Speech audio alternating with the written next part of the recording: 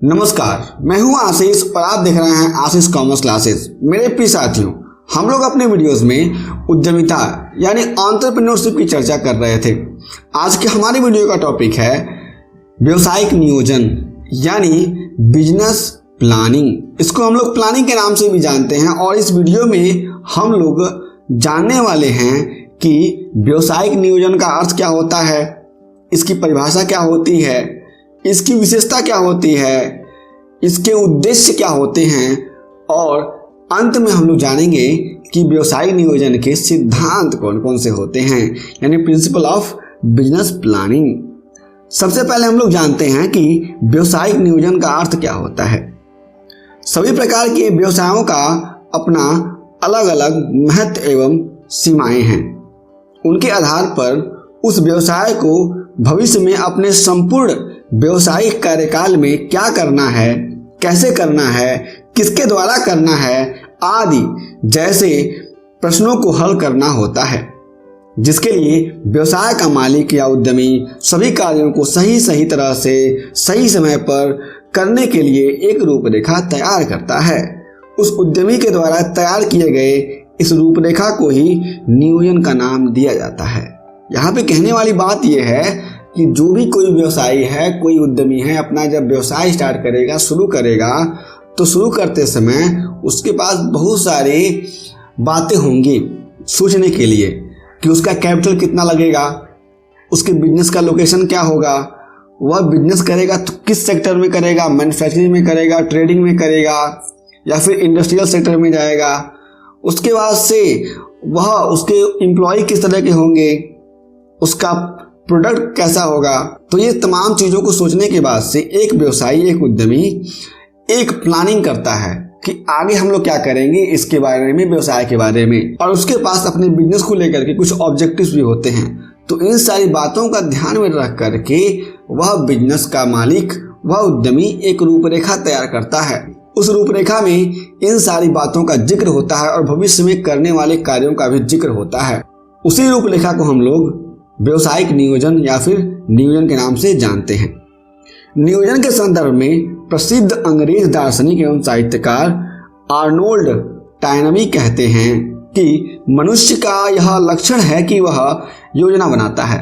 ये नॉर्मल सी बात है कि हर व्यक्ति जिसको कोई कार्य करना होता है, कोई भी कार्य करना होता है, पहले सोचता है कि मैं ये करूँगा, वो कर लूँगा, ये कर लूँगा, वो कर लूँगा। तो क्या करता है, वह योजना बनाता ही है हर व्यक्ति। तो यही से हम लोग समझ सकते हैं कि योजना हर कार्य की शुरुआत के लिए बनाना बहुत जरूरी होता है। अब देखते हैं इसकी परिभाषा यानी डेफिनेशंस ऑफ प्लानिंग। इसमें कुंटज एवं ओडोनेल कहते हैं कि नियोजन एक बौद्धिक प्रक्रिया है, यानी इसमें बुद्धि का इस्तेमाल होता है, कार्य करने के मार्ग का सचेत निर्धारक है, निर्णयों को उद्देश्यों, तथ्यों तथा पूर्व विचारित अनुमानों पर आधारित करना है। यानी यहाँ पे कहा जा रहा है कि जो नियोजन है ना, ये एक बौद्धिक प्रक्रिया है जिसमें हम लोग क्या करते हैं, सचेत होकर के उन सारे कार्यों का निर्धारण करते हैं जो हमें भविष्य में करना होता है। और हम क्या करते हैं, वो सारे के सारे निर्णय अपने उद्देश्यों के आधार पर ही लेते हैं और जो हम पहले विचार किए हुए होते हैं कार्यों का और जो हमारे पास पहले का अनुमान होता है, उसी के हिसाब से हम लोग भविष्य की रणनीति तैयार करते हैं।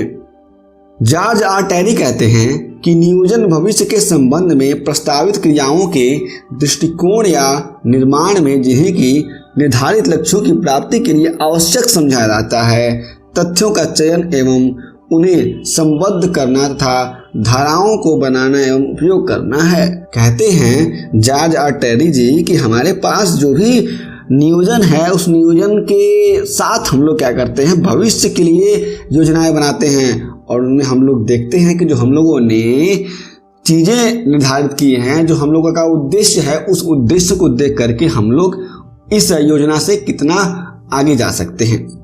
अब देखते हैं नियोजन की विशेषताएं। इसमें पहला है निर्धारित उद्देश्य एवं लक्ष्यों पर आधारित होना, यानी बेस्ड ऑन ऑब्जेक्ट्स एंड गोल।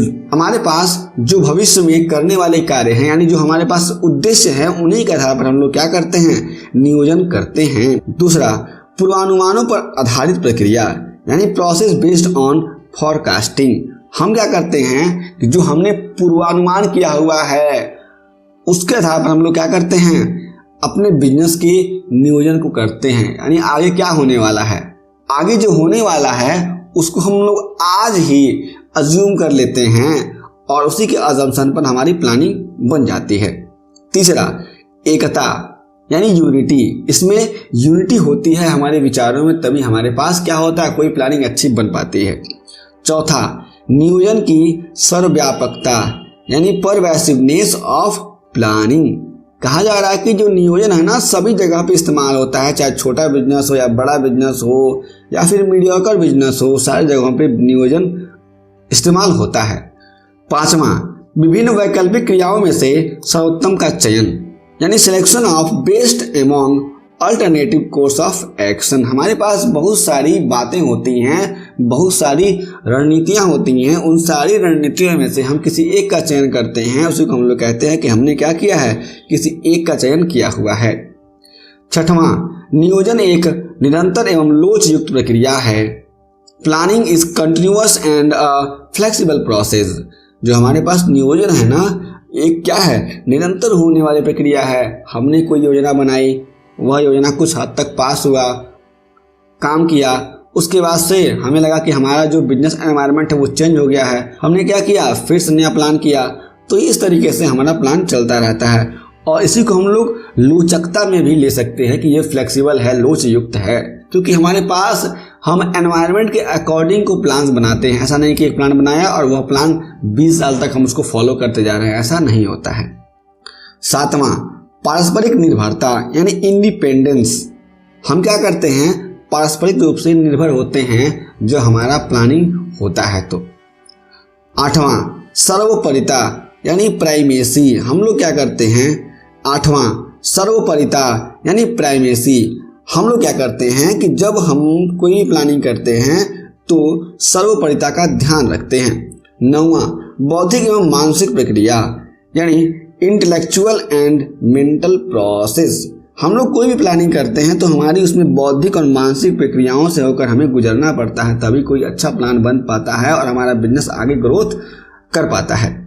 10वां, व्यवसाय के विकास का सूचक यानी इंडिकेटर ऑफ बिजनेस ग्रोथ। अगर हमारी प्लानिंग अच्छी है तो निश्चित ही हमारा व्यवसाय अच्छे से ग्रोथ करेगा। हमारी प्लानिंग अच्छी नहीं है तो हमारा व्यवसाय ग्रोथ नहीं करेगा। हम लोग किसी के प्लान को देख के बता सकते हैं कि उसका बिजनेस आगे जाकर कितना ग्रोथ करने वाला है और वो करने वाला है कि नहीं करने वाला है। इन बातों को हमें ध्यान रखना होगा जब कभी भी हम लोग बिजनेस की प्लानिंग करेंगे। तो अब बिजनेस प्लानिंग के उद्देश्य क्या होते हैं यानी इसके ऑब्जेक्टिव्स क्या होते हैं, उनको भी हम लोग अब जान लेते हैं। मेरे प्रिय साथियों, आगे जो है उद्देश्यों की बात की जा रही है। इसमें पहला है भावी कार्यों में निश्चितता यानी अगर जो कार्य हम लोग आगे कर रहे हैं, हम लोग ये सोचते हैं कि जो कार्य हम लोग अभी कर रहे हैं वो कार्य हम लोग आगे भी करते रहेंगे, तब प्लानिंग हमारा अच्छा होता है। दूसरा, पूर्वानुमान लगाना। हम लोग इसमें क्या करते हैं, पूर्वानुमान लगाते हैं जो हमें भविष्य में कार्य करने होते हैं, जो हमारा भविष्य में होने वाला है उसका अनुमान हम लोग पहले ही लगा लेते हैं। तीसरा, प्रबंध में मितव्ययिता यानी प्रबंध में क्या होता है, हमारा प्लान क्या होता है, मितव्ययी होता है। चौथा, विशिष्ट दिशा प्रदान करना यानी हो सकता है कि हम लोग प्लान ना करें तो हम लोग क्या करें, दिशा भटक जाएं, जो कार्य हमें करना है वह ना करके कोई और कार्य करने लगें। इसलिए प्लानिंग बहुत ही जरूरी होता है और यह इसके उद्देश्यों में शामिल है। पांचवा, कुशलता में वृद्धि। हम लोग कोई भी प्लान करते हैं तो इस उद्देश्य से करते हैं कि हमारी कुशलता में वृद्धि होगी और हम लोग सही तरीके से काम करेंगे। छठवां, जोखिम को परखना। हम लोग कोई प्लानिंग करते हैं तो ये इससे क्या होता है, हमारा जो जोखिम होता है उसको हम लोग परख सकते हैं कि हमारे बिजनेस में कितना जोखिम है, कितना रिस्क है। और हम लोग प्लान सही तरीके से करते हैं तो हम ये समझते हैं और ये माना भी जाता है कॉर्पोरेट्स में कि हमारी जो जोखिम होती है वो कम हो जाती है। सातवां, साम एवं समन्वय की स्थापना। हम लोग प्लानिंग करते हैं तो सारे के सारे जो कार्य होते हैं सबको अलॉट हो जाते हैं, सभी लोग अपना कार्य करते हैं और हमारा बिजनेस ग्रोथ हो जाता है। तो हम क्या कर सकते हैं कि हमारा जो प्लान है वह समन्वय की स्थापना कर रहा है। आठवां, निर्धारित लक्ष्य की प्राप्ति करना। हमें अपने निर्धारित लक्ष्य की प्राप्ति के लिए प्लान बहुत जरूरी होता है। बिना प्लानिंग के कोई भी कार्य हमें नहीं करना चाहिए, चाहे वो बिजनेस की बात कर रहे हो या फिर हम लोग पर्सनल लाइफ की बात कर रहे हो। 9वां, प्रतिस्पर्धा पर विजय प्राप्त करना। अगर बहुत ही कंपटीशन है तो बिना किसी प्लानिंग के हम लोग किसी कंपटीशन को बीट नहीं कर सकते हैं, हमें प्लानिंग करना बहुत ही जरूरी होता है। 10वां, जानकारी प्राप्त करना। हम क्या कर सकते हैं, प्लान करके जब हम प्लान को एग्जीक्यूट करते हैं उसके बाद से हमें बहुत सारी जानकारियां मिल जाती हैं, उसके पहले भी हम लोग बहुत सारी जानकारियां ले लेते हैं। अब हम आते हैं नियोजन के सिद्धांत पर, यानी प्रिंसिपल ऑफ प्लानिंग, जिसमें पहला है उद्देश्यों में योगदान का सिद्धांत, यानी principle of contribution to objectives. दूसरा है नियोजन की मान्यताओं का सिद्धांत, यानी प्रिंसिपल ऑफ प्लानिंग प्रीमाइसेस। हम इसमें क्या देखते हैं कि हमारे पास जो भी नियोजन हो रहा है उस नियोजन को करते समय जो भी मान्यताएं हैं उनको पहले हम लोग फॉलो करते हैं।